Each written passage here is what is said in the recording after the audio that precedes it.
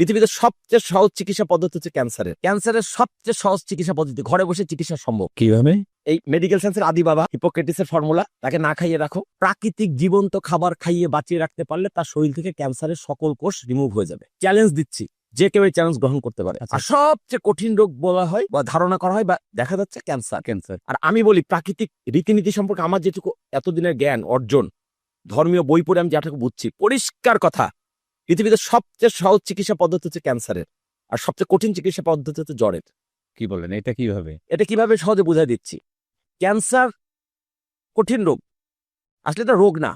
Cancer কোনো রোগই না। Cancer হচ্ছে শরীরের কিছু কোষের অস্বাভাবিক আচরণ, মানে যে কাজটা তার করার কথা তার বাইরে গিয়ে সে আচরণ করছে, উদ্ভট আচরণ করছে, ফুলে যাচ্ছে, বিকৃতি আকার ধারণ করছে, এটা হচ্ছে ক্যান্সার। কিন্তু ক্যান্সারকে কেন আমি সহজ বলছি?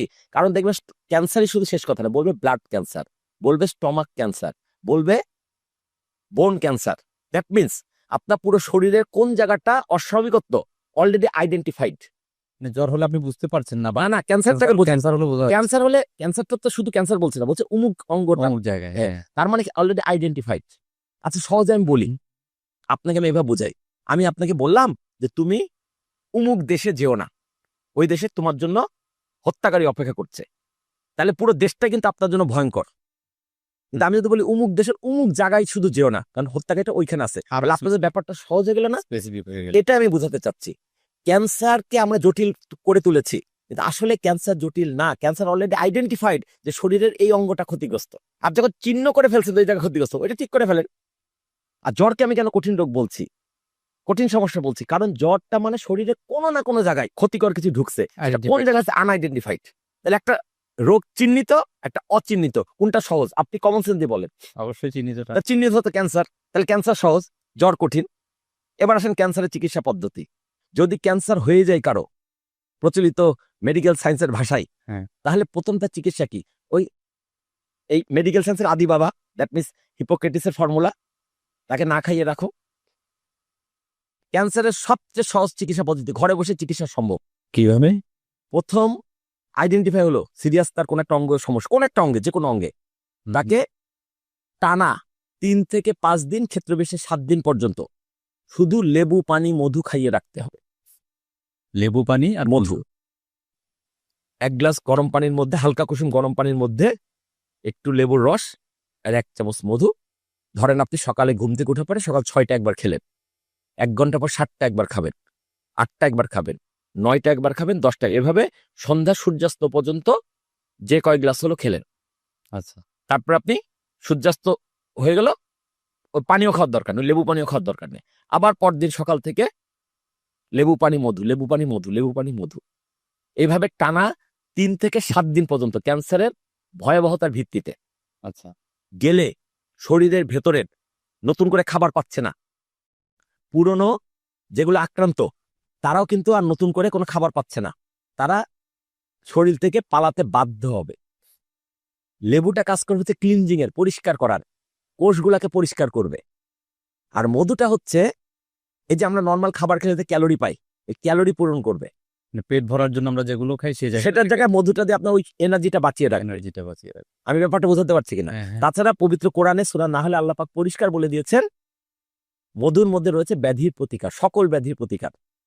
তাহলে আপনার ক্যান্সার হলেও মধু লাগবে, জ্বর হলেও মধু লাগবে, হার্টে ব্লকেজ হলেও মধু লাগবে, প্রেশার বাড়লেও মধু লাগবে, কমন সেন্সের কথা ডায়াবেটিক হলেও মধু লাগবে, হয়তো পরিমাণে কম লাগবে কিন্তু লাগবে। মধু হচ্ছে সকল রোগের চিকিৎসা, মধু বাদে কোনো চিকিৎসা হতে পারে না। আর আমরা ড্রাগসকে সকল রোগের চিকিৎসার উপাদান বানিয়ে ফেলেছি। ভুলটা কোথায় হচ্ছে বোঝেন। কেমোথেরাপি ক্যান্সারের কোনো চিকিৎসা নয়, এটা শুধু চিকিৎসা ব্যবসায়ীদের ব্যবসা হয়। কেমোথেরাপি দেওয়ার কারণে তার মৃত্যুটা ত্বরান্বিত হয়। কেমোথেরাপি নাম দিয়েছে, আসলে এটা কেমিক্যাল থেরাপি। তার মানে শরীরের মধ্যে রক্তে ডাইরেক্ট ইনজেকশনের মাধ্যমে এমন কিছু কেমিক্যাল ঢুকানো হচ্ছে, বলা হচ্ছে এগুলো গিয়ে, এই কেমিক্যালগুলো গিয়ে তোমার শরীরের যেখানে যেখানে ক্যান্সার আক্রান্ত কোষ আছে ওগুলোকে শেষ করবে। কিন্তু বাস্তবতা হচ্ছে এটা একটা প্রোটোকল মাত্র, কোনো গ্যারান্টি নাই যে কেমোথেরাপির ওই কেমিক্যালটা গিয়ে শুধু ক্যান্সার আক্রান্ত কোষকে মেরে ফেলবে। যদি মারেও 1-2 হলেও বাদ পড়ে যাবে, কিন্তু আসলে অনেকগুলো বাদ পড়ে যায়। উল্টো দিকে শরীরে ভালো কোষগুলাকে ও কিল করে ফেলে, সেগুলোকে মেরে ফেলে। তার মানে একটুখানি বাঁচার আশায় আরো বড় ক্ষতি করে ফেললাম। এই জন্য চুল পড়ে যায়, অসুস্থ হয়ে যায়। আমি কেমোথেরাপি কেন নিচ্ছি বা ক্যান্সার রোগী কেন নিচ্ছে? ক্যান্সার থেকে বেরিয়ে আসার জন্য। তো ক্যান্সার থেকে তো বেরিয়ে আসতে পারছে না, উল্টো তার শরীরের 12টা বেজে যাচ্ছে। তো অনেকেই যে ভালো হচ্ছে সেটা কে ভালো হচ্ছে? চ্যালেঞ্জ। একটা রোগী আপনি দেখান, অনেকে ভালো হচ্ছে, আন্দাজ একটা কথাই গণমাধ্যম বলে দিলে, একটা নাম, ঠিকানা, ফোন নাম্বার দেন, আমি চেক করে দেখবো। ক্যান্সারের ক্যান্সার কখনো কেমোথেরাপি দিয়ে ভালো হবে না। ক্যান্সার যদি ভালো হয়, লেবু পানি মধু চিকিৎসাতে ভালো হবে। আরো পরিষ্কার করে বলে দেই, ক্যান্সার আক্রান্ত রোগীকে প্রথমে 7 দিন নিতে বললাম লেবু পানি মধু থিওরি ফর্মুলা দেবে, এটাকে বলে জল চিকিৎসা। এরপরে তাকে কোনো রান্না করা খাবার খাওয়ানো যাবে না। আমি নিশ্চিতভাবে বলছি, যে কোনো ক্যান্সার আক্রান্ত রোগীকে 6 থেকে 9 মাস আগুনের স্পর্শবিহীন প্রাকৃতিক জীবন্ত খাবার খাইয়ে বাঁচিয়ে রাখতে পারলে তার শরীর থেকে ক্যান্সারের সকল কোষ রিমুভ হয়ে যাবে। চ্যালেঞ্জ দিচ্ছি, যে কেউ এই চ্যালেঞ্জ গ্রহণ করতে পারে। আচ্ছা, তাহলে মধু, লেবু, পানি এটা 3 দিন 4 দিন 7 দিন খাবে, 7 দিন। এর বাইরে অন্য কিচ্ছু খাওয়া যাবে না। প্রাকৃতিক খাবারগুলো কি কি খাবে? কিচ্ছু খাবে না এই 7 দিন। কেন খাবে? একটু আগে কি বুঝাইলাম, রোগাক্রান্ত অবস্থায় রোগকে খাবার দেওয়া মানে রোগকে খাবার দেওয়ার মতো। এটা তো 7 দিন খেলো, 7 দিন খেলো, 9 মাস।